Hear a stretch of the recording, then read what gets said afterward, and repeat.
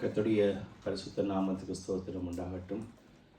கர்த்தராகிய இயேசு கிறிஸ்துவின் நாமத்திலும் ஜீவோலி பெல்ஜியம் திருச்சபை சார்பிலும் வந்திருக்கிறவங்க யாவரையும் நாங்கள் மீண்டுமாய் வாழ்த்தி வரவேற்கிறோம். இந்த நாளிலும் கூட நாங்கள் வேத பகுதிக்காக எடுத்து வாசிப்போம்.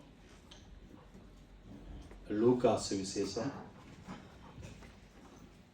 21ஆம் அதிகாரம் 34வது வசனம். அப்பொழுது இயேசு, பிதாவே, இவர்களுக்கு மன்னியும், தாங்கள் செய்கிறது இன்னதென்று அறியாதிருக்கிறார்களே என்றார். அவருடைய வஸ்திரங்களை அவர்கள் பங்கிட்டு சீட்டு போட்டார்கள். ஆமென். இந்த நாளிலும் கூட ஜெபித்திருந்தாலும் நானும் ஒரு இந்த வார்த்தைக்காக ஜெபிக்கிறேன். கர்த்தாவே, இந்த நாளிலும் கூட கர்த்தாவே, இந்த வார்த்தை ஊடாக எங்கள் ஒவ்வொருவரோடு இடைப்படும்படியாக ஜெபிக்கிறோம். எங்களை மறைத்து உங்களை வெளிப்படுத்துங்கள். தேவாவியானவர் தாமே பேசும்படியாய் இயேசுவின் மூலம். ஆமென். அப்பொழுது இயேசு, பிதாவே, இவர்களை மன்னியும், தாங்கள் செய்கிறது இன்னதென்று அறியாதிருக்கிறார்களே என்றார். இந்த நாளிலும் கூட இந்த வார்த்தை நோர்மலாக உங்களுக்கு தெரியும், லெந்து காலங்களிலே தேவனுடைய பாடுகிற நாட்களில் தியானிக்கிற வசனங்களில் ஒன்று, தேவன் பேசின 7 வார்த்தைகளில் ஒன்று. இது அந்த பகுதிக்குள்ளே வர வேண்டியது தான். ஆனாலும் வேறு சகோதரர்கள் எடுத்தபடினால் நான் இந்த வார்த்தையை கொஞ்சம் பிந்தி எடுத்தாலும் கூட இந்த வார்த்தை எனக்கும் உங்களுக்கும் ஆசீர்வாதிக்கிற ஒரு வார்த்தை, ஆசீர்வாதமான வார்த்தை ஆனபடினால இந்த நாளிலும் நாங்கள் பார்ப்போம். இந்த நாளிலும் இந்த பகுதியில் நாங்கள் பார்க்கிறோம், பிதாவே, இவர்களை மன்னியும், தாங்கள் செய்கிறது என்னதென்று அறியாதிருக்கிறார்களே. ஆகவே நீங்கள் கிறிஸ்தவத்தை நீங்கள் யோசித்து நான் நோக்கி பார்ப்பீர்கள்னு சொன்னால், எல்லா பகுதி, எல்லா வழிகளிலும், எல்லா மார்க்கத்திலும், எல்லா மதங்களிலும் பார்க்க கிறிஸ்தவம் ஒரு டாப் நிலையில் இருக்கிறதுக்கு பிரதான காரியம் இந்த மன்னிப்பு. இந்த மன்னிப்பு என்றது தான். நீங்கள் எல்லா இடத்துலையும் நீங்கள் பார்த்தீங்கன்னு சொன்னால், மற்ற மதங்களிலெல்லாம், மற்ற பாதைகளிலெல்லாம் நீங்கள் பார்த்தீங்கன்னு சொன்னால், நோமலாக பழைய ஏற்பாட்டு காலம்தான்.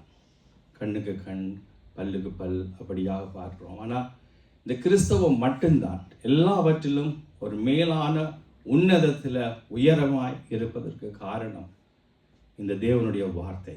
அதாவது, பிதாவே, இவர்களை மன்னியும், இவர்கள் செய்வது இன்னதென்று அறியாதிருக்கிறார்களே என்று சொல்லி பார்க்கிறோம். ஆகவே நாங்கள் இன்றைக்கு நாங்கள் கிறிஸ்தவர்களாக இருக்கிற நீங்கள் எங்கேயும் பார்க்கலாம், இது கொஞ்சம் கடினமான காரியம்தான். மன்னிக்கிறதுன்றது மிகவும் கடினம், கஷ்டம், ஸ்தோத்திரம். அது எல்லாருடைய வாழ்க்கையில் எல்லாரும் இதில் பலவீனப்பட்டவர்கள் தான். நானும் தான், நீங்களும் தான், யாரும் தான். ஏண்டா நாங்கள் ஒருவருக்கு புத்தி சொல்கிறது சுலபம், நடக்கிறது கஷ்டம்.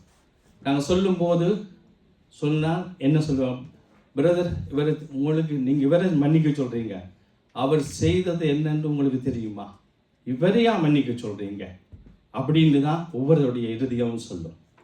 அது யாராக இருந்தாலும் சரிதான், யாரையாக இருந்தாலும் சரிதான். அதாவது இன்றைக்கு கிறிஸ்தவத்துக்குள்ள எத்தனையோ வறட்சி காணப்படுது. அதில் முக்கியமான இன்னொரு வறட்சி பார்க்கிறோம். எதுன்னு சொன்னால் அந்த மன்னிப்பை குறித்து பார்க்கிறோம்.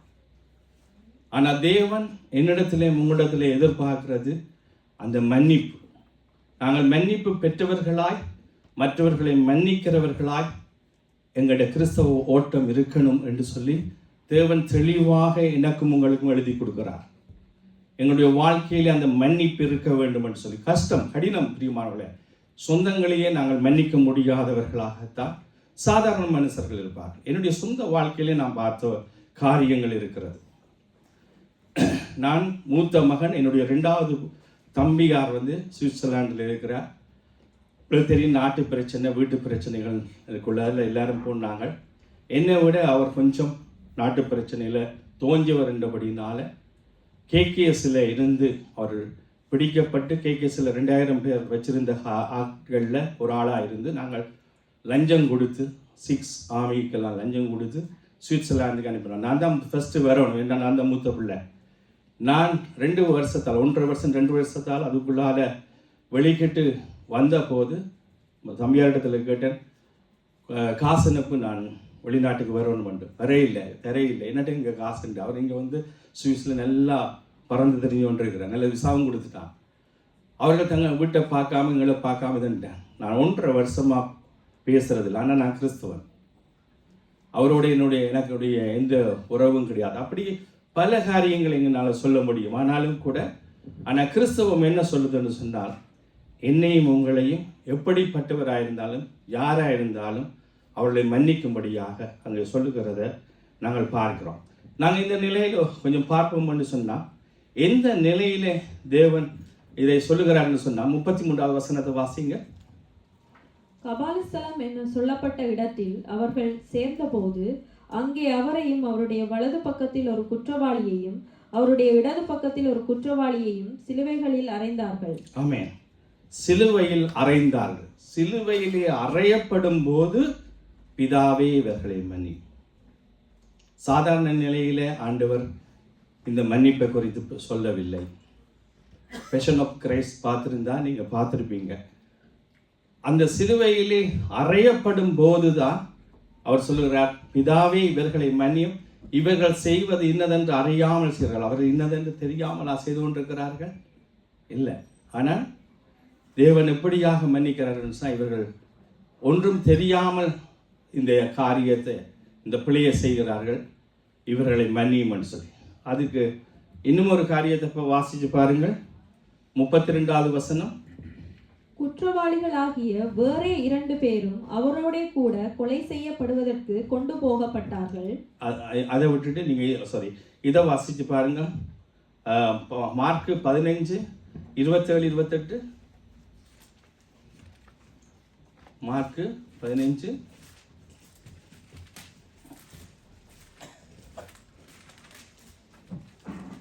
27 28. அல்லாமலும் அவருடைய வலது பக்கத்தில் ஒருவனும் அவருடைய இடது பக்கத்தில் ஒருவனுமாக 2 கள்ளரை அவரோட கூட சிலுவைகளில் அறைந்தார்கள். அக்கிரமக்காரரில் ஒருவனாக எண்ணப்பட்டார் என்கிற வேதவாக்கியம் அதனாலே நிறைவேறிற்று. ஆமென். பாருங்க, 2 கள்வர்களுக்கு இடையில கிறிஸ்து இயேசுவை அறைகிறார்கள். எப்படின்னு பார்த்தீங்கன்னு சொன்னா, அக்கிரமக்காரர்களில் ஒருவனாக எண்ணப்படும்படியாக, பாவமே அறியாதவர், பரிசுத்தர், அப்படிப்பட்ட ஒருவரை எந்த நிலையில் அறைகிறார்கள்? இந்த நிலையிலே ஆக்கி அறைகிறார்கள். அந்த நேரத்திலே தான் அவர் இந்த மன்னிப்பை கொடுக்கிறார். பிதாவே இவர்களை மன்னியும் என்று சொல்லி. தேவன் அந்த மன்னிப்பை கொடுக்காமல் போயிருந்தால் நானும் நீங்களும் நிலை நிற்க முடியாது, இந்த இடத்துல நாங்கள் இருக்க முடியாது, இந்த மன்னிப்பை நாங்கள் பெற்றிருக்க முடியாது. அது ஷுவர். ஏனென்றா ஒரே பேரான குமாரனை அடிக்கிறோம். நாங்கள் நினைக்கிறோம் ரோம பேரரசு அடிச்சிச்சு, ஜூதர்கள் அடித்தார்கள். இன்னும் தெளிவாக ஆண்டவர் சொல்கிறார், என்னுடைய பாவங்களே தேவகுமாரனை அடிக்கப்படுத்ததுன்னு. என்னுடைய பாவத்துக்காகத்தான் அடிக்கப்பட்டது. யாரும் பரிசுத்தவான் கிடையாது. இந்த உலகத்தில் எந்த மனுஷனும் கிடையாது. நெவர். இந்த வேதம் தெளிவாக சொல்லுது, ஒருவனாகிலும் இல்லை. ஆகவே நாங்கள் அந்த இடத்துல நாங்கள் பார்க்குறோம். அது மட்டும் இல்லாமல் நீங்கள் இதுக்கு நல்ல உதாரணத்தை பார்த்தீங்கன்னு சொன்னால், யோசேப்புடைய காரியத்தை பார்க்க முடியும். ஆதியாகமம் 50வது அதிகாரத்தில் 16, 17 எடுத்து வாசிங்க.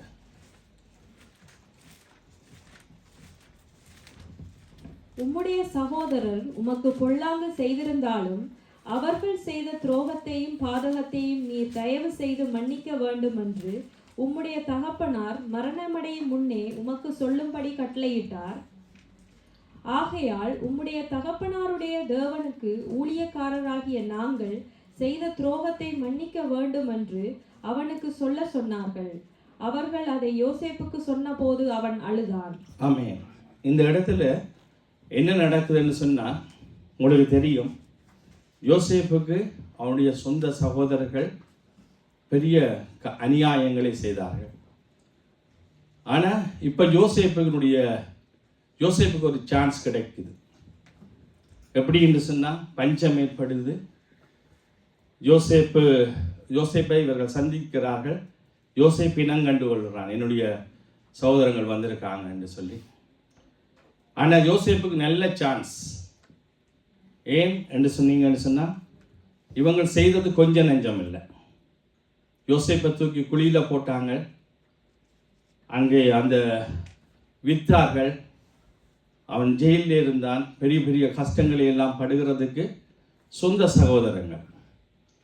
யோசேப்பு எப்பொழுதும் கணிதரும் திராட்சை செடி என்று வேதம் சொல்லுது. கணிதருக்கு ஒரு நல்ல இயேசு கிறிஸ்துக்கு ஒரு அடையாளமான ஒரு மனுஷன்.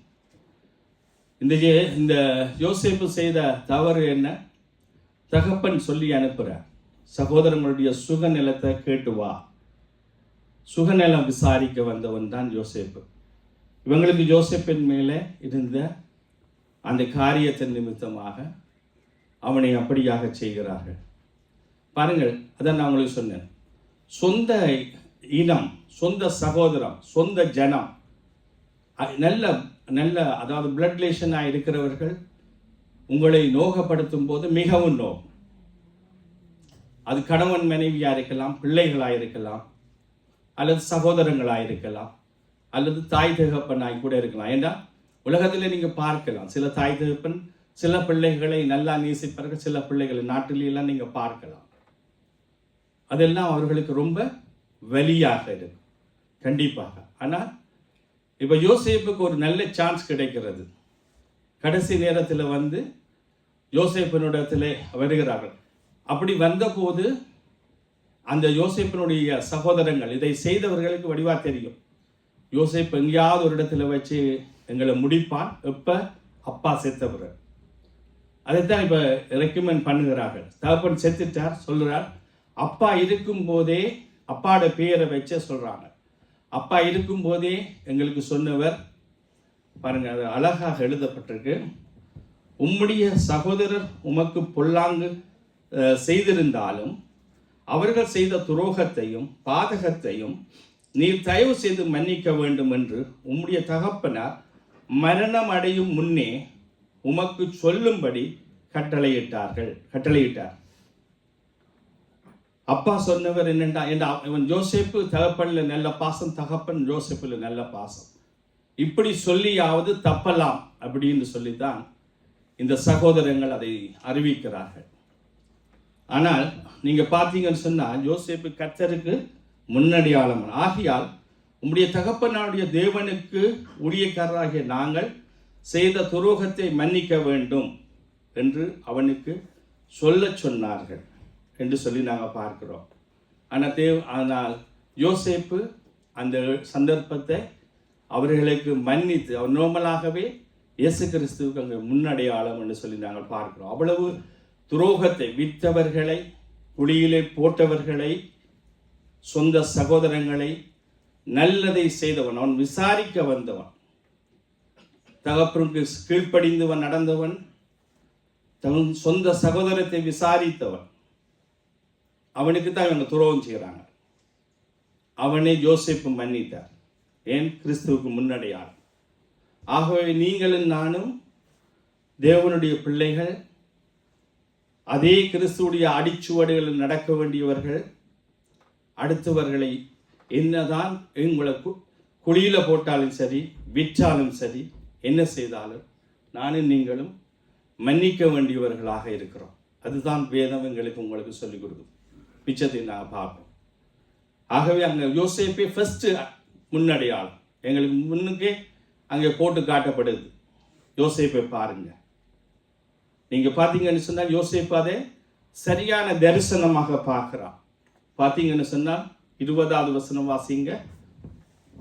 நீங்கள் எனக்கு தீமை செய்ய நினைத்தீர்கள், தேவனோ இப்பொழுது நடந்து வருகிறபடியே வெகு ஜனங்களை உயிரோடே கூட காக்கும்படி அதை நன்மையாக முடிய பண்ணினார். ஆமென். நீங்களும் எனக்கு தீமை செய்ய நினைத்து தீமை செஞ்சீங்க. ஆனா தேவன் அது எல்லாம் நன்மையால கொண்டு முடிச்சு அநேகரை காக்கும்படியாய் அவர் தன்னுடைய தரிசனத்திலே என்னை வைத்தார். இதுக்கெல்லாம் காரணம் யோசேப்பு தேவனுக்கு கீழ்ப்படிந்து, தேவ வார்த்தைக்கு கீழ்ப்படிந்து எல்லா இடத்திலையும் நடந்த ஒரு மனுஷன். தேவனுடைய வார்த்தையின்படி நடக்கிறவன் எப்பொழுதும் தேவன் எந்த ஸ்தானத்தில் வைக்க நினைக்கிறாரோ அந்த ஸ்தானத்தில் வைத்தே ஆவார். உங்களை கொண்டு செய்ய நினைத்தது ஒருபோதும் தடைப்படாது. ஏனென்றால் அவர் சர்வ வல்லமுள்ள தேவன். ஸ்தோத்திரம். ஆனபடினால தான் ஆண்டவர், அதான் பிரியமானவர்களே, நாங்கள் ஏனோ தானோண்டு சும்மா ஓடுகிறதை காரணம் கொஞ்ச காலம் தான் இருக்கு. ஸ்தோத்திரம். எல்லாரும் அநேகர் விளிம்புக்கு வந்துட்டோம். என்ன பொறுத்தல அப்படிதான். ஸ்தோத்திரம். விளிம்புக்கு வந்துட்டோம். இனியாவது உண்மையா ஓட பார்ப்போம். அதுதான் என்னுடைய காரியம்.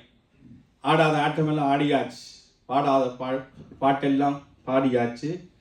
இனியாவது முடிஞ்ச அளவில், அதான் நான் ஆண்டவரை கேட்கறது தான்.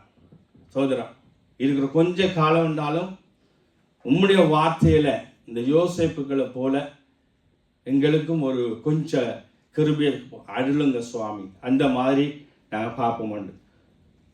இன்னும் ஒரு காரியத்தை நாங்கள் பார்த்தோம்னு சொன்னால் பார்த்தீங்கன்னா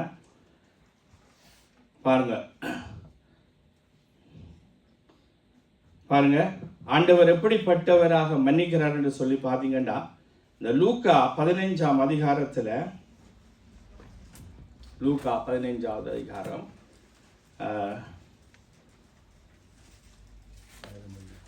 அந்த கெட்ட குமாரனை பார்த்தீங்கன்னு சொன்னால், நான் அந்த வசனம்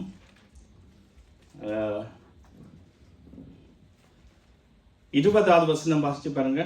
எழுந்து புறப்பட்டு தன் தகப்பனிடத்தில் வந்தான். அவன் தூரத்தில் வரும்போதே அவனுடைய தகப்பன் அவனை கண்டு மனதுருகி ஓடி அவன் கழுத்தை கட்டிக்கொண்டு அவனை முத்தம் செய்தான். ஆமென். பாருங்க, எழுந்து புறப்பட்டு தன் தகப்பனிடத்தில் வந்தான். அவன் தூரத்தில் வரும்போதே அவனுடைய தகப்பன் அவனை கண்டு மனதுருகி என்று பார்க்கிறோம். அப்ப தூரத்தில் வரும்போதே அந்த தகப்பன் கண்டு தகப்பன் ஓடிப்பை கட்டிக்கொண்டு என்று சொல்லி பார்க்குறோம். இதை நோமலாக நானே நீங்களும் எங்களோட சொந்த வாழ்க்கையில் நினைச்சு பார்ப்போம். இந்த கிஷியா என்னட்ட கார் பழகுறது, நான் மற்றவன்ற பிள்ளைகளுக்கு பெருசாக பேசி இல்லைன்னு நான் நினைக்கிறேன். யாராவது லெனின் பிரதர்கிட்ட பிள்ளைகள் கொஞ்சம், அல்லாடி இந்த ஜேசுதா கொஞ்சம் பேர் இருக்குன்னா, ஆனால் நான் ஒருத்தருக்கு அவ்வளோ பெருசாக பேசுகிறது, அது என்னுடைய பிள்ளைகள் இல்லை, இப்படியோ பேசினா அதில் போய் சொல்லி கொடுங்கள். ஆனால் நான் பேசுறது இல்லை. அந்த கிஷியா பயங்கரமாக போயிட்டு நேற்றும் தேவந்து கிட்டா என்ன மாதிரி சரியாக ஓடுறாண்டு அவாவே சொல்லிட்டா, நான் வாய திறக்க முதிய சொல்லிட்டா, நான் நிறைய பிள்ளை விட்டுட்டேன் அப்படின்னு சொல்லி. அந்த அப்போ சின்ன காரியத்துக்கே கோபம் வருது, பேசுகிறான். ஆனால் இந்த தகப்பன்ற பிள்ளை, இந்த பிள்ளை தன் அரைவாசி சொத்து, அது முறை அதுதான். 2 பிள்ளைகள், ஒரு பிள்ளைக்கு 1. அந்த சொத்தை எடுத்துக்கொண்டு போய் வேசிகளிடத்திலும் குடிச்சு வரிச்சுன்னு தான் கிடக்குது வேதத்தில். அது எப்படியோ பிள்ளையாத்தான் அதை செலவழிச்சிட்டு. நானே நீங்களும் வேண்டாம் அந்த சின்ன பாக்கிங்கே பேசுகிறோம். எதுக்கண்டா மொக்கு, நான் எவ்வளவு கண்டெய்னர் இழுத்து விட்டு, நான் அப்படி தான் சொல்கிறேன். நான் குளோசஸ் மேன் தான். எனக்கு எப்போ அந்த ஞாபகம் வருமெண்டா, அந்த கஷ்டம், இந்த காசு எப்போ கஷ்டம் ஞாபகம் வருமெண்டா, அந்த கண்டெய்னர் வந்து இழுத்து விடையலாம். ஏனென்னா நாங்கள் வேலை செய்த பள்ளிக்கூடம், அதுக்கெல்லாம் அந்த புக், பழைய பேப்பர் புத்தகங்கள், அந்த கண்டெய்னர் நிறைஞ்சா, அந்த பெரிய கண்டெய்னர் நீங்கள் பார்த்துருப்பீங்க, அந்த கண்டெய்னர் ரோட்டு வழியாக நீக்கும். ரெஸ்டாரண்ட்காரருக்கு தெரியுமா நினைக்கிறேன். நான் ரெஸ்டாரண்ட்டில் அந்த கண்டெய்னரா அது உங்களுக்கு, அது குப்பை பேக் கண்டெய்னர், நான் புத்தக கண்டெய்னர், சும்மா கார் தள்ளுற மாதிரி இருக்கும். அவ்வளோ இது தனி எழுத்து விடும். காலமாக அவன் எடுக்கிறதுக்கு போகிறான். அப்போ அந்த சாப்பிட்டதெல்லாம் சின்னல சாப்பிட்டதெல்லாம் வெளியில் வரும். அப்போ நான் யோசிப்பேன், கடவுளே இவ்வளோத்தை படித்து போட்டு பேசாமல் நாட்டிலிருந்து தோட்டம் கூட செய்திருக்கலாம், படித்து தோட்டம் செய்திருக்கலாம், அதை கூட செய்திருக்கலாம். இவ்வளோன்ட்டு வந்து நின்று இயலாதது, இழுக்கே இயலாது. பிள்ளைகள் கொஞ்சம் ஹெல்ப் பண்ணுவாங்க, அப்படி யோசிச்சு பாருங்க. ஆனால் இந்த தகப்பனை பார்க்குறோம், ஒரு பேச்சுமே இல்லை. அப்படியே இவ்வளோ கஷ்டப்பட்டு உனக்கு இவ்வளவு சொத்தை சேர்த்து வச்ச, மண்டை இல்லாமல் இவ்வளோத்தையும் கொண்டு குடிச்சு வரிச்சு வேசியல்கிட்ட கொடுத்துட்டு வாரையேன்னு ஊற்றுது இல்லை, கழுத்தை கட்டிக்கொண்டு ஓடி போய். எப்படியான தகப்பனுடைய மன்னிப்பு ஒரு தகப்பனுக்கும் வராது. ஆனால் நம்ம ஆண்டவர் அப்படிப்பட்டவர் தான். உங்களை மேலே நாங்கள் சத்துருக்களாக இருக்கும்போது எங்களை நேசித்தார். நாங்கள் துரோகியாக இருக்கும்போது எங்களை கட்டி அணைத்தார். அருமையான தகப்பன். இந்த ஆண்டவருக்கு நானும் நீங்களும் பிள்ளைகளாக இருக்கும்படியாக கிருபை கிடைச்சது ஒரு பெரிய கிருபை. இது நிறைய பேருக்கு தெரியல. யோசிச்சு பாருங்க. எங்களோட பிள்ளைகள் எனக்கு நான் ரொம்ப எத்தனையோ நாள் இன்றைக்கு கூட யாரோ சௌரிக்கு நான் சொன்னேன், இமானுவேலா 9 மணிக்கு இறங்க இல்லைன்னா நான் விட்டுட்டே வந்துடுவேன். ஆனால் ஸ்தோத்திரம், கார் எடுத்தா ஏனென்றால் அப்படி சோதரம் என்ன எங்களை பொறுத்தவரை நாங்கள் வளர்ந்தது விதம் வேறு, அது நாடு வேறு என்று நீங்கள் சொல்லலாம், அது வார்ம நாடு. ஆனால் நாங்கள் வளர்ந்தது அப்படித்தான். ரொம்ப ஸ்ட்ரிக்ட். சும்மா ஆட்டடிக்கு போய் தடி பிடுங்கிட்டு அப்பா வந்தால் கட்டி போட்டு கூட அடி வேண்டியிருக்கிறோம். இந்த காலத்தில் அப்படி செய்யல. அது சரியென்று நான் சொல்ல உங்களுக்கு வேற இல்லை. ஆனால் நாங்கள் வளர்ந்ததுக்கும் இப்போ பிள்ளைகளுக்கும் எனக்கு ரொம்ப கஷ்டமாக இருக்குது. இவங்கள்ட்ட கொண்டு வந்து எங்கள் பிள்ளைகளை பழுதாக்கி போட்டோம் போன்னு. சரி, அதை விடுங்க. ஆனால் இந்த தகப்பனுடைய நிலைமையை யோசித்து பாருங்கள், எவ்வளவு தூரமாக எங்களுடைய ஆண்டவர் எங்களை மன்னிக்கிறார், அதெல்லாம் காட்டுறாரு. அது மாதிரி டைம் போகுது. அடுத்தது நீங்கள் பாருங்க, ஏனென்றா நீதிமொழிகள் 19:11 வாட்சி பாருங்க. மனுஷனுடைய விவேகம் அவன் கோபத்தை அடக்கும், குற்றத்தை மன்னிப்பது அவனுக்கு மகிமை.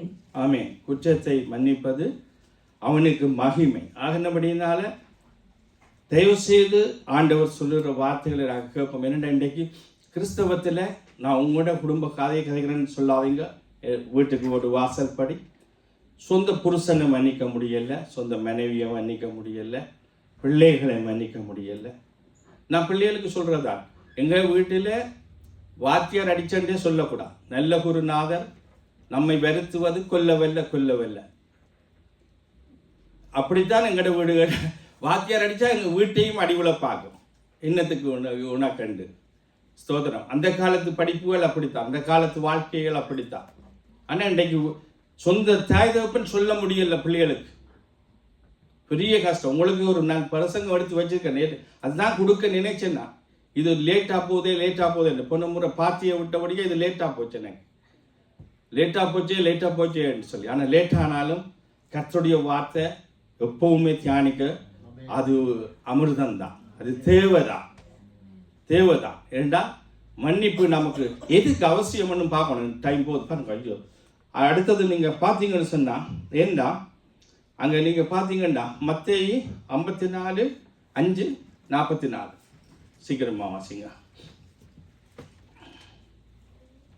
மத்தேயு 5:44 என்ன? நான் உங்களுக்கு சொல்லுகிறேன், உங்கள் சத்துருக்களை சிநேகியுங்கள், உங்களை சபிக்கிறவர்களை ஆசீர்வதியுங்கள், உங்களை பகைக்கிறவர்களுக்கு நன்மை செய்யுங்கள், உங்களை நிந்திக்கிறவர்களுக்காகவும் உங்களை துன்பப்படுத்துறவர்களுக்காகவும் ஜெபம் பண்ணுங்கள்.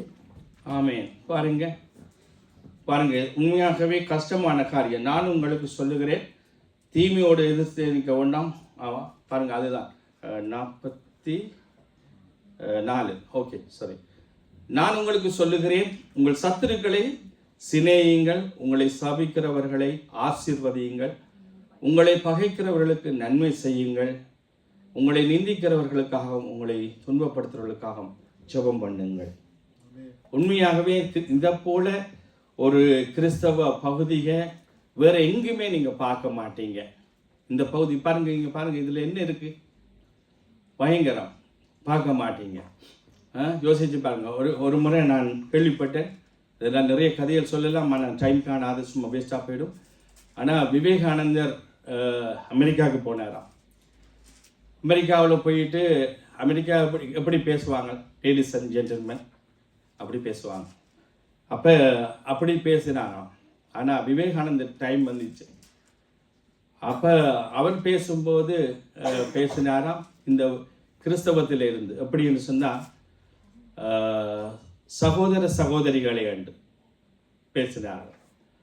இப்போ வெள்ளைக்காரன் பார்த்தானா முடியப்பா லேடிஸ் அண்ட் ஜென்டில்மேன்னா கொஞ்சம் உயர்ந்த பெரியோர்களே அந்த மாதிரியான காரியம். ஆனால் இவன் பிளட் ரிலேஷன், அதாவது சகோதர சகோதரிகளே என்று சொல்லி, நீங்கள் என்னுடைய அண்ணன் தம்பி என்று சொல்லி பேசினார். அப்படி அவர் அந்த காரியத்தை இதனார். ஆனால் அதே தான் பாருங்க, ஆண்டவர் சொல்கிறார், உங்களை நிந்திக்கிறவர்களுக்காக, உங்கள் சத்துருக்களுக்காக அப்படியானவர்களையே நீங்கள் ஆசீர்வதியுங்கள், அவர்களை ஜெபம் பண்ணுங்கள், அவர்களை மன்னியுங்கள். அப்படி என்று சொல்லும்போது நாங்கள் இன்றைக்கி எங்களோட சொந்த குடும்பங்களில், சொந்த உறவுகளில், அதான் நான் சொன்னது பிளட் ரிலேஷன், அந்த ரிலேஷன், மனைவி புருஷன் அந்த பிள்ளைகள், அந்த பகுதிக்குள்ளே மன்னிக்கிறதுக்கும் நாங்கள் கஷ்டப்படுகிறோம். கிறிஸ்தவத்தில் இந்த வறட்சி காணப்படுகிறது, நீங்கள் பார்க்க முடியும். அது உண்மையாகவே இருக்கக்கூடாது. ரொம்ப கஷ்டம்தான், அது ரொம்ப கஷ்டம்தான், எல்லா இடத்துலையும் கஷ்டம்தான். ஆனாலும் கூட நாங்கள் அதை கண்டிப்பாக நாங்கள் ஒரு நேசிக்க வேண்டியது தான் அங்கே ஆண்டவருடைய விருப்பமாக இருக்கிறது என்று சொல்லி நாங்கள் பார்க்கிறோம். நீங்கள் பார்த்தீங்கன்னு சொன்னால், ஏண்டாம் உங்களை பார்த்தீங்கன்னு சொன்னால் அங்கே பாருங்க, அந்த மாதிரி ஜெபத்தை ஆண்டவர் கற்றுக் கொடுக்கிறார். லூக்கா 11:1 வாசிச்சு பாருங்க. நாங்கள் எதற்காக அந்த லூக்கா 11:1, அவர் ஒரு இடத்தில் ஜெபம் பண்ணி முடித்த பின்பு இவருடைய சீஷரில் ஒருவன் அவரை நோக்கி, ஆண்டவரே, யோவான் தன் சீஷருக்கு ஜெபம் பண்ண போதித்தது போல நீரும் உங்களுக்கு போதிக்க வேண்டும் என்றான். அந்த ஜெபத்தை ஃபுல்லா வாசிங்க. அதற்கு அவர், நீங்கள் ஜெபம் பண்ணும் போது, பரமண்டலங்களில் இருக்கிற எங்கள் பிதாவே, உம்முடைய நாமம் பரிசுத்தப்படுவதாக, உம்முடைய ராஜ்யம் வருவதாக, உம்முடைய சித்தம் பரமண்டலத்திலே செய்யப்படுகிறது போல பூமியிலேயும் செய்யப்படுவதாக, எங்களுக்கு வேண்டிய ஆகாரத்தை அன்றென்றும் எங்களுக்கு தாரும், எங்கள் பாவங்களை எங்களுக்கு மன்னியும், நாங்களும் எங்களிடத்தில் கடன்பட்ட எவனுக்கும் மன்னிக்கிறோமே, எங்களை சோதனைக்கு உட்பட பண்ணாமல் தீமையில் இருந்து எங்களை ரட்சித்துக் கொள்ளும் என்று சொல்லுங்கள் என்றார். ஆமென், ஆமென். பாருங்க, இதுல என்னத்தை நீங்க நாங்கள் எடுக்க போகணும்னு சொன்னா, அதற்கு அவர் நீங்கள் ஜெபம் பண்ண பரமனு என்று சொல்லி, உம்முடைய நாமம் பரிசுத்தப்படுவதா, உம்முடைய ராட்சியம் வருவதாக, உம்முடைய சித்தம் வருமானத்திலே செய்யப்படுவோம், எங்கள் பாவங்களை எங்களுக்கு மன்னியும், நாங்களும் எங்களிடத்தில் கடன்பட்டவர்களை மன்னிக்கிறோமே என்று சொல்லி பாருங்கள். நாங்கள் ஆண்டவரிடத்திலே நாங்கள் மன்னிப்பை பெற வேண்டுமே, ஆனால் நாங்கள் மற்றவர்களை மன்னிக்க வேண்டும் என்று சொல்லி அங்கே ஜெபத்திலேயே முதலாவது அங்கே தேவன் எங்களுக்கு கற்றுத்தந்த ஜெபமே மாதிரி ஜெபத்திலேயே இருக்கிறது. நாங்கள் மற்றவருடைய தப்பிதங்களை மன்னிக்கிறது போல எங்கள் தப்பிதங்களை எங்களுக்கு மன்னியுங்கள் என்று சொல்லி நாங்கள் பார்க்கிறோம். மத்தேயு 18:28 வாசிங்க.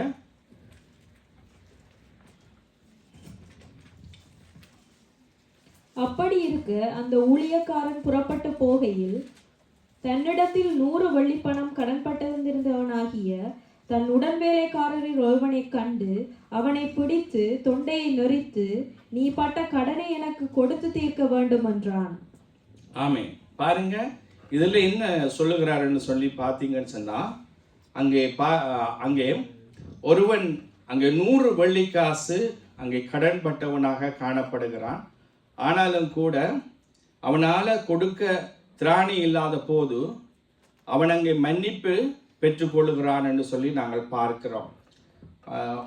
அப்படி அந்த மன்னிப்பை பெற்றுக்கொண்டு அவன் போகும்போது தன்னிடத்திலே 100 அங்கே வெள்ளிக்காசு அங்கே கடன் பெற்றவனை கண்டபோது அவன் என்ன செய்கிறான் என்று சொன்னால், அவனை பாருங்கள், அப்படி இருக்க அந்த ஊழியக்காரன் புறப்பட்டு போகையில் தன்னிடத்தில் 100 வெள்ளிப்பணம் கடன் பட்டிருந்தவனாகிய தன் உடன் வேலைக்காரர் ஒருவனை கண்டு அவனை பிடித்து தொண்டையை நெரித்து, நீ பட்ட கடனை எனக்கு கொடுத்து தீர்க்க வேண்டும் என்றான். அப்பொழுது அவனுடைய உடன் வேலைக்காரன் அவன் காலிலே விழுந்து, என்னிடத்தில் பொறுமையாயிரும், எல்லாவற்றையும் உமக்கு கொடுத்து தீர்க்கிறேன் என்று அவனை வேண்டிக் கொண்டான். அவனோ சம்மதியாமல் போய் அவன் பட்ட கடனை கொடுத்து தீர்க்கும் அளவும் அவனை காவலில் போடுவித்தான். நடந்ததை அவனுடைய உடன் வேலைக்காரன் கண்டு மிகவும் துக்கப்பட்டு அவ்விடத்தில் வந்து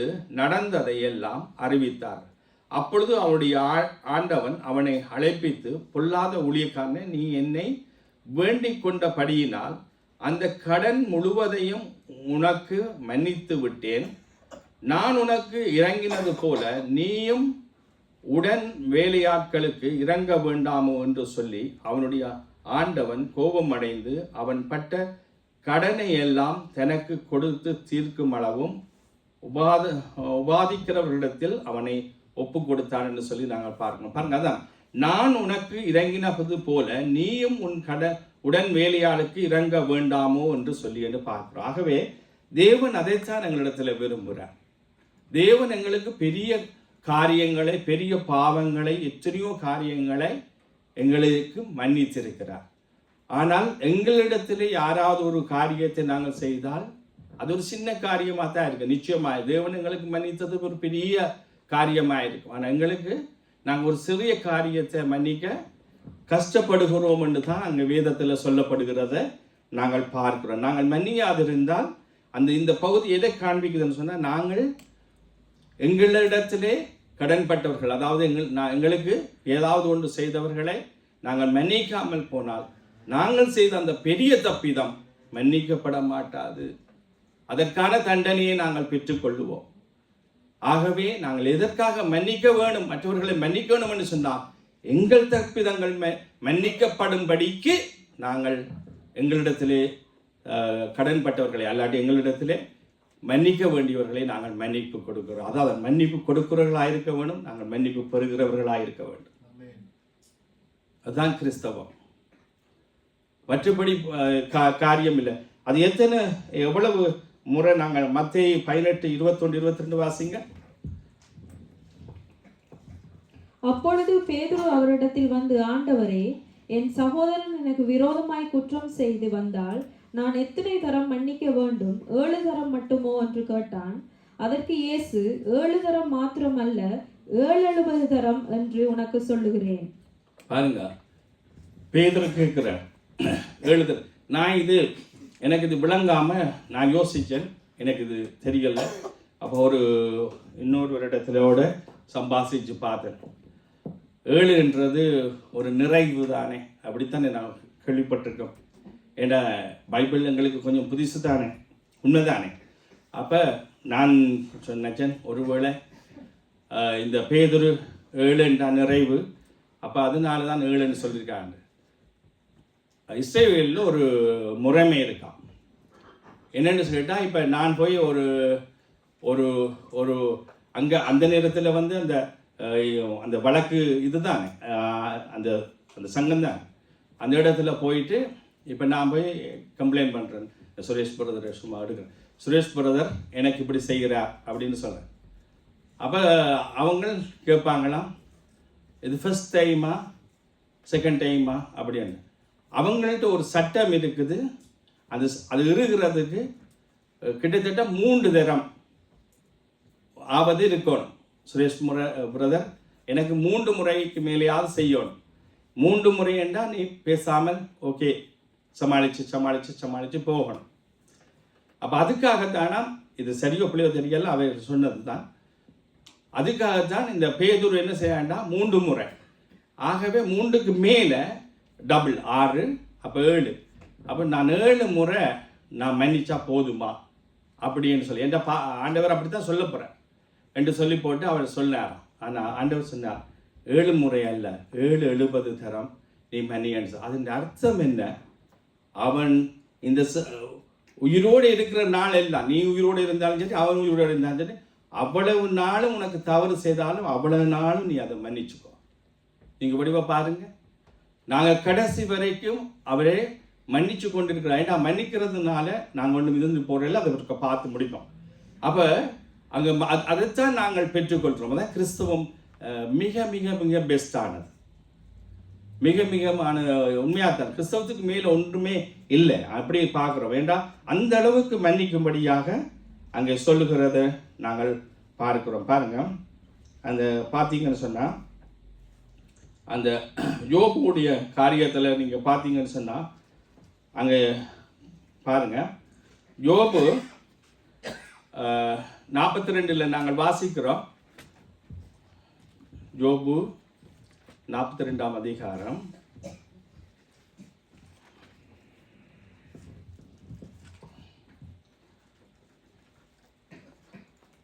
10வது வசனம். யோபு தன் சிநேகிதருக்காக வேண்டுதல் செய்த போது கர்த்தர் அவன் சிறையிருப்பை மாற்றினார். யோபுவுக்கு முன் இருந்த எல்லாவற்றை பார்க்கிலும் இரத்தத்தனையாக கர்த்தர் அவனுக்கு தந்தருளினார். ஆமென். யோபு தன் சிநேகிதனுக்காக வேண்டிக் கொண்டான். அந்த சிநேகிதர்கள், இந்த சிநேகிதர்களை பார்த்தீங்கன்னு சொன்னால் யோபுவுக்கு நல்லது செய்யல. அவங்க நல்லது செய்கிற மாதிரி சும்மா விசாரிக்கிற மாதிரி முதல் நாள் 2-3 நாள் பேசாமல் இருந்தாங்க. ஆனால் யோபு என்ன சொல்லுகிறாருன்னு சொன்னால், அந்த வசனம் நான் எடுக்கல, யாருக்காவது தெரிஞ்சா சொல்லுங்க. அந்த வசனத்தை சொல்கிறான், நீங்கள் என்னை உயிரோடையே பாதாளத்தில் போடுறீங்க அப்படின்ட்டு. நீங்கள் அவர் ஒரு இடத்துல சொல்கிறார், நீங்கள் பேசாமல் இருந்தால் நிலைமையாக இருக்க மாட்டேன், நீங்கள் என்னை இப்படி வேதனைப்படுத்துறீங்கன்னு சொல்லி 100 பல முறை சொல்லுகிறார், எல்லாரையும் சொல்லுகிறார். அப்ப யோபு இந்த அளவுக்கு வேதனைப்படவும் கஷ்டப்படவும் காரணமான அந்த சகோதரர்களுக்காக யோபு விண்ணப்பம் செய்கிறார். நான் உங்களுக்கு வாய்ச்சி காண்ட மாதிரி, உங்களை துன்பப்படுத்துறவர்களுக்காக, உங்களை நிந்திக்கிறவர்களுக்காக, உங்களை என்ன செய்கிறனால் அவர்களுக்காக நீங்கள் ஜெபம் பண்ணுங்க, அவளை ஆசீர்வதிங்க. ஆனா இதுல நடந்த நன்மை என்னன்னா, யோபு ஒரு சிறையிருப்புக்கு போய்கொண்டிருக்கான். அந்த நிலையிலேயும் இப்படி வேதனைப்படுத்தினவர்களை மன்னித்து அவர்களுக்காக ஜெபம் பண்ணின போது அதே வசனத்தில் எழுதியிருக்குது, தன் சினருக்காக வேண்டுதல் செய்த போது கர்த்தர் அவன் சிறையிருப்பை மாற்றினார். ஃபர்ஸ்ட் அவன் சிறையிருப்பு மாற்றப்பட்டுச்சு. அந்த சிநேகிதர்கள் ஆசீர்வதிக்கப்பட்டது. 2வது ஃபர்ஸ்ட் யோபு சிறையிருப்பு மாற்றப்பட்டது. ஆகவே நானும் நீங்களும் மன்னிக்கிறதால் ஒன்றும் கெட்டு போறதில்லை. நீங்க நான் போய் கொண்டிருக்கிற சிறையிருப்பு மாற்றப்படும். 2வது பார்க்கிறோம், அதே வசனம் சொல்லுது, யோபுக்கு முன்னிருந்த எல்லாவற்றை பார்க்கலும் இரட்டத்தனையாய் கர்த்தர் அவனுக்கு அருளினார். டபுள் ஆசீர்வாதத்தை பெற்றுக்கொண்டான். ஆகவே நீங்க நினைக்க கூடாது மன்னிக்கிறோம், அது உலகம் சொல்லும் என்ன, குட்ட குனிஞ்சிங்கன்னா நீங்க மடையன். ஆனா என் வேதம் அப்படி சொல்லலை, ஆண்டவர் அப்படி சொல்லலை. ஏண்டா அதான் ஆபிரகாம் சொன்ன, என்னை ஆசீர்வதிக்கிறவர் அங்க மேலே இருக்கிறார். என்னை ஆசீர்வதிக்கிற என்னை ஆசீர்வதிக்கிற இன்றைக்கு எங்கள் மத்தியில் இருக்கிறார். எங்கள் மத்தியில் இருக்கிற பிரியமானவர்களே, நீங்கள் இன்றைக்கு எங்களுக்கு ஈகோ பிரச்சனை இருக்கு. நானும் உங்களை போல மனுஷியோட சண்டை பிடிச்ச ஆள் தான், ஒருத்தர் சொல்ல முடியாது. நான் அப்படி ஒரு குடும்பம் இருந்தால் அது எனக்கு தெரியாது. நான் நிறைய பிரச்சனைகளுக்குள்ள போய் வந்து நான் தான் விளங்குது தானே, தோதுறேன். அல்ல நான் யோசித்தேன், என்னோட ராங் பார்ட்னராக வந்துட்டாங்கன்னு. மினக்கட்டி இவங்களையா கட்டி கூப்பிட்டோம், அப்படியெல்லாம் இருக்கும் தோதுறோம். ஆனாலும் தேவன் ஒவ்வொன்றும் உண்டு. நான் சத்தியங்களை கேட்டு ஸ்தோத்திரம். ஆரம்ப நாட்களிலே கேட்ட சத்தியம் அதுதான். நீ குடும்பத்தை நடத்த தெரியாம போனா நீ சபையை விசாரிக்க கூடாது. அந்த சத்தியங்களை எல்லாத்தையும் கேட்டு கொஞ்சம் கொஞ்சமா என்றால் ஒருத்தர் தெரியாது, ஒவ்வொரு காரியத்தில் வளர்ந்தன. அதான் நான் உங்களுக்கு சொன்னேன், காலையில் நாங்கள் என்னென்ன டிசிப்ளின்ல இருந்து வந்த ஆக்கள் சில பேர் அப்படி சும்மா தெருவில் ஓடுற மாதிரி ஓடிட்டு வந்திருப்பாங்க. ரெண்டும் சேர்ந்து அப்படி இருக்கும்.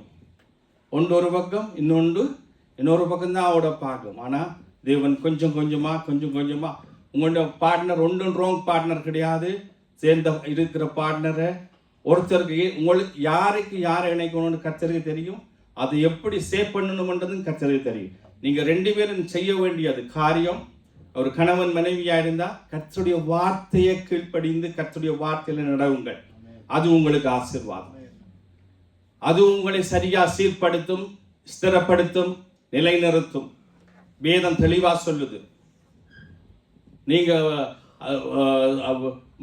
பிள்ளை சரி பார்க்க தேவையில்லை, அது அப்படி ஒரு சிந்தையில வரும். நானும் அப்படி சிந்திச்ச நாட்கள் உண்டு ஆரம்ப நாட்களில். ஆனாலும் அப்படி அல்ல. நீங்க மன்னிச்சு மறந்து நீங்க ஏற்றுக்கொண்டு சந்தோஷம் சமாதானமாக நாங்கள் கடந்து செல்லலாம். அங்கே நாங்கள் பார்க்கிறோம். ஆகவே நீங்க பார்த்தீங்கன்னு சொன்னா அடுத்தது நீங்க பார்த்தீங்கன்னா இந்த மன்னிப்பு உடையவர்கள் என்ன செய்வார்கள் சொன்னால் அந்த சந்தர்ப்பம் பார்த்து பழி வாங்க மாட்டார்கள். அதுக்கு உதாரணம் யோசேப்பு தான். உங்களுக்கு நான் சொன்னேன், யோசேப்புக்கு நல்ல சான்ஸ் கிடைச்சிச்சு, அவ்வளோ பேரும் வரத்தெடுத்திருக்கலாம். என்னடா செஞ்சீங்க பார்த்தீங்களா, சொப்பனை காண்றீங்க, என்னெல்லாம் பண்ணினீங்க, இப்போ எந்த டைம் அப்படி அவன் செய்யல. ஸ்தோத்திரம். ஆகவே அதுதான் மன்னிப்பு.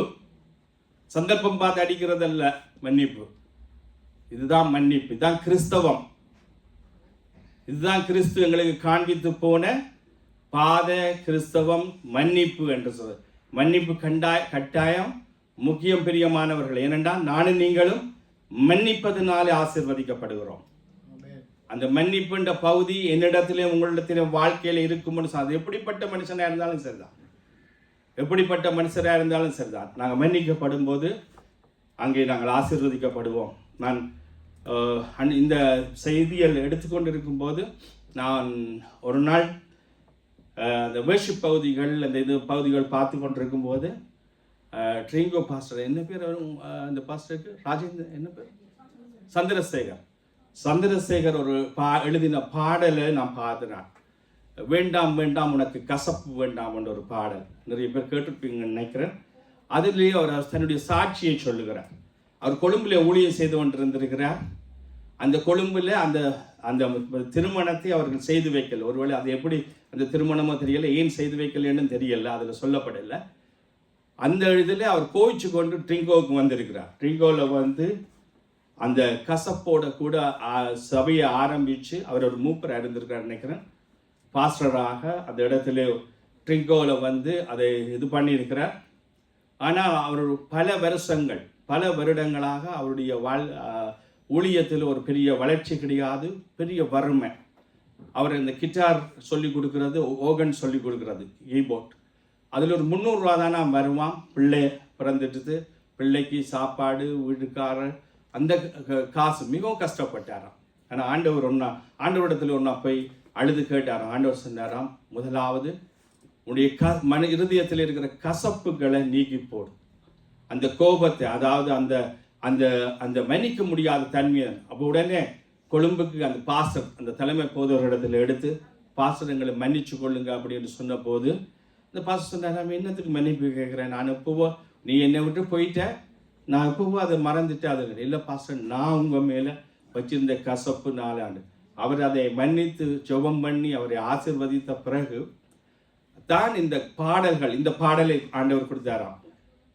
வேண்டாம் வேண்டாம் உனக்கு கசப்பு வேண்டாம். இந்த யூடியூப்ல இருக்கு, நீங்கள் பார்த்தீங்கன்னா தெரியும் அந்த பாடல். அதற்கு பிறகுதான் அவர் உலகம் முழுவதிலும், இந்த வெளிநாடுகளுக்கு கூட வந்திருக்கிறார், நான் பார்த்துருக்கேன். இந்த அதுக்கு பிறகுதான் அவருடைய ஊழியங்கள் அந்த அளவுக்கு வளர்ந்ததுன்னு சொல்லி அவர் அந்த சாட்சியில் சொல்லுகிறார். பிரியமானவர்களே, ஏன் நான் இதை சொல்லுகிறேன்னு சொன்னால், நான் அதை எடுக்கும்போது எனக்கு அந்த இதாக ஒரு தற்செயலாக தான் வந்தது. நான் அப்போ தான் யோசித்தேன், தேவன் என்னோட மிகவும் இடைப்படுகிறார். ஏனென்று சொன்னால், நாங்கள் கசப்போட மன்னிக்க முடியாத தன்மையோட கிறிஸ்தவத்துக்குள்ளே நாங்கள் ஓடிப்போய் அங்கே வெற்றி பெறுவோம், அல்லாட்டி ஆண்டவர் எங்களுடைய காரியங்கள் எல்லாம் மன்னிப்பார்ன்றது ஒருபோதும் இல்லை. அது எப்படிப்பட்டவராக இருந்தாலும் பிரச்சனை இல்லை. நானும் நீங்களும் சிறையிருப்பு மாற்றப்படணும், ஆசீர்வதிக்கப்படணும், கர்த்தர் உங்களுடைய பாவங்களை மன்னிக்கணும்னு சொன்னார். நாங்கள் பக்கத்தில் இருக்கிற சௌரிய அவன் எத்தனை முறை என்ன காரியம் செய்தாலும் மன்னிக்கிறவர்களாக இருக்கணும். எழுந்திருந்து நாங்கள் ஒப்பு கொடுத்து ஜெபிப்போம்.